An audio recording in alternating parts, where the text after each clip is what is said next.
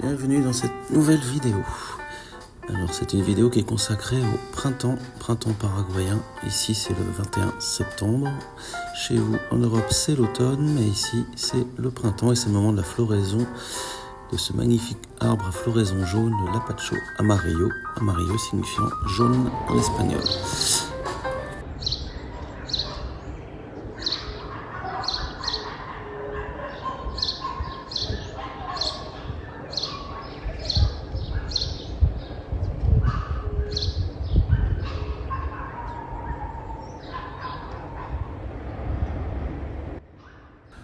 Donc voilà, on a écouté un peu le chant des oiseaux avec le Lapacho amarillo. Et maintenant, je vais vous expliquer la fête donc, du printemps, le jour du printemps. On offre une fleur jaune, on voit des fleurs jaunes un peu partout. Ou ceux qu'on aime, donc je l'ai offerte à ma novia et une à sa maman aussi. Et là, je vous montre encore un peu de ce merveilleux Lapacho. Donc, qui est aussi une plante médicinale très importante. Je vous laisse faire vos recherches. Et sur fond noir la nuit, donc l'or sur fond noir, ça ressort particulièrement et c'est très beau.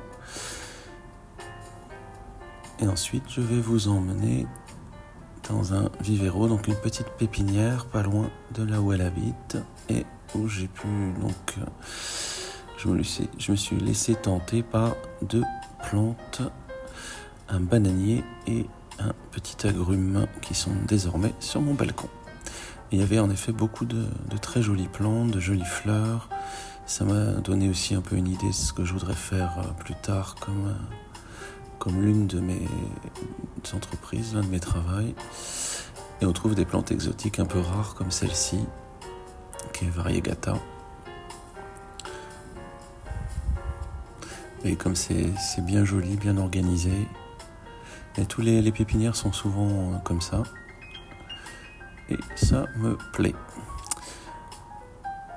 Voilà donc le bananier, qui est un bananier brésilien qui fait des bananes à cuire et qui a des feuilles un peu comme le zébrina, qui sont variegata, enfin rouges et vertes. Et donc un agrume qui fait des petits citrons, petites oranges je dirais plutôt, très petites et qu'on peut manger aussi comme ça, cru directement avec la peau. Alors ensuite avec le printemps, je me suis promené dans ma rue et j'ai vu donc après un orage beaucoup de fleurs très belles qui s'ouvraient un peu partout ou qui étaient rajeunies en quelque sorte par l'orage, notamment le Lapacho amarillo, puisqu'il avait commencé à perdre ses fleurs avec la sécheresse. Il n'était pas en très bon état vu de loin. Et en fait, toutes les fleurs fanées sont tombées, de nouvelles se sont ouvertes et il était magnifique après l'orage. Et un certain nombre d'autres fleurs aux jeunes yeux et très jolies. Ouais, tout un tas de couleurs vives. Ce orange est fabuleux. Et on trouve aussi des frangipaniers. Ça, c'est une fleur exotique magnifique aussi.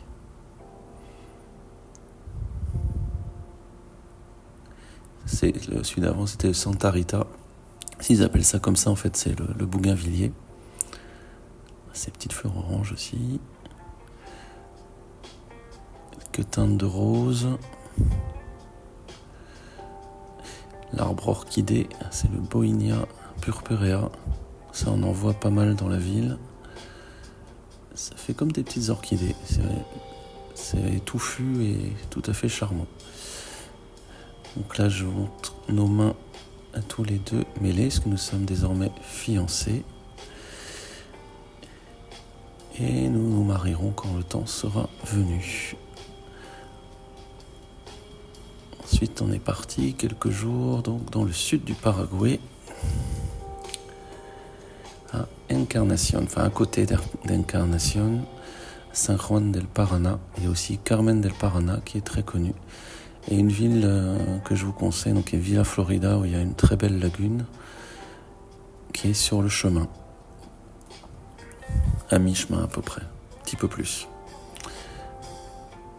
Donc on est arrivé de nuit à San Juan del Paraná, avec en face toutes les lumières de Posadas, donc en Argentine.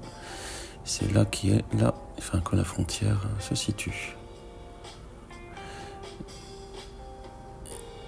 Et le lieu de notre séjour, qui est en effet splendide avec diverses plantes, une petite plage, un endroit pour cuisiner et l'autre endroit pour dormir,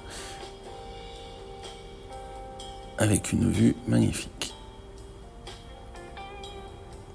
Donc il y a plusieurs voies, plusieurs ponts. Là c'est le dernier, celui qui mène directement donc, de San Juan del Paraná à Encarnación. Et sur la Costanera d'Encarnación, donc la côte, voilà ce qu'on voit. Je vous conseille vraiment de venir y faire un tour. C'est un très bel endroit. Et vous avez donc le drapeau argentin et le drapeau paraguayen côte à côte. Une Posada, c'est l'Argentine. Il y a juste un pont et vous y êtes si vous le souhaitez. Nous, on a profité du Paraguay. La plage, donc là où on était. Et parfois, oui, j'ai eu l'impression d'être dans des îles indonésiennes tellement c'était féerique. On dit qu'il n'y a pas la mer au Paraguay, mais voilà, on a quand même des impressions comme ça. On peut se croire dans des îles paradisiaques sans aucun souci. Ça, je vous montre, c'est un attrapeur de rails ou un protecteur qui est devant notre petite maison. Et il est vraiment très beau. Il était vraiment très beau. Il faut savoir qu'il y a un art de la dentelle et comme ça, des petites choses, des guaranis qui est très beau. Là, je vous montre un chemin de brousse, entre guillemets, un chemin un peu sauvage, et en contraste la grande route, donc, qui est la route qu'on a pris pour revenir à Asunción, qui est très sûre, il y a très peu, il n'y a pas de trous, enfin, il est plane, entretenue. C'est une route à l'européenne, quoi, il n'y a pas de souci. Parfois, il y a des routes qui sont plus compliquées. Mais celle-là, non. J'ai commencé mes premiers semis aussi. J'avais gardé une banane depuis longtemps, des Canaries. Je suis content d'avoir fait ça. Et je vous laisse avec quelques lapachos printaniers de la Plaza Uruguaya à Asunción. Parce que ce parc est assez chargé en lapacho amarillo. Et je vous dis à une prochaine vidéo qui sera un peu plus sur en rentrer dans la matière, donc sur l'expatriation et sur les femmes paraguayennes, parce que j'ai pas mal de choses à dire à ce sujet.